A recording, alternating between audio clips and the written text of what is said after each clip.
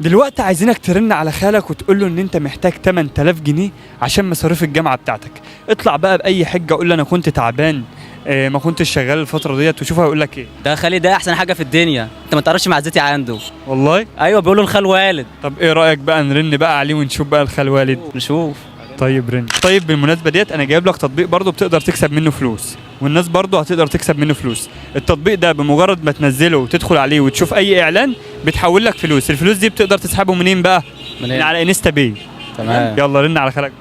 ماشي. وافتح هنا السبيكر برضه عشان الناس تسمع معانا. عيوني. ده ثقة عمياء. تكسفناش بقى. الصراحة أنا بحب إخوالي جدا برضه يعني. تكسفناش بقى رد اهو. ايه يا خال؟ ايه يا كريم؟ ايه امال انت فين كده؟ كنت في ظروف يا خال ومحتاج منك طلب. انت عارف ان انا تعبان بقالي فترة والدراسة هتبدأ، وانت عارف ان مصاريف الجامعة غالية وكده انت فاهم بقى يا خال. يعني ايه مش فاهم؟ محتاج 8000 جنيه يا خال. 8000 عفريت لما يلا. انا لاقي منك والله. روح اشتغل يا جدع. ليه كده يا خال؟ بقول لك ايه، انا مش هلاحق منك ولا من عيالي. روح اشتغل يا جدع وهترجع على نفسك اللي انت عايزه.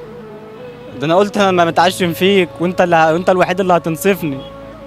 اعتمد على نفسك يا حبيبي. يلا سلام. ترن عليه عرفه إن هو مقلب. على فكرة ده كان مقلب، انا مش محتاج منك حاجة. ايه؟ ما تحتاجش حاجه، مش عايزينها. يعني انت برضو حتى لو كان بجد ما كنتش هتديني؟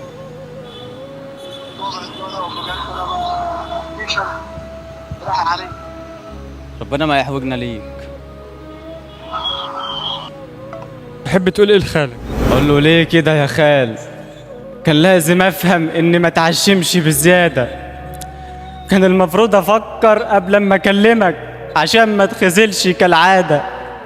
القرابه ما منهاش افاده، وان جيت للحق العيله كلها عايزه اباده. طب ما عملتش خاطر لاختك والجمايل اللي ابويا قدمها لك، والمشكله اللي اتدخلك فيها وحلها لك؟ جملة الخال والد دي مجرد كلام متقال، والمحبة اللي في قلبي ليك مستحادة هتتشال. إذ خليت عننا وانت عارف ظروفنا والحال، بقى من أول طلب تزعق وتسمعني كلمتين بايخين.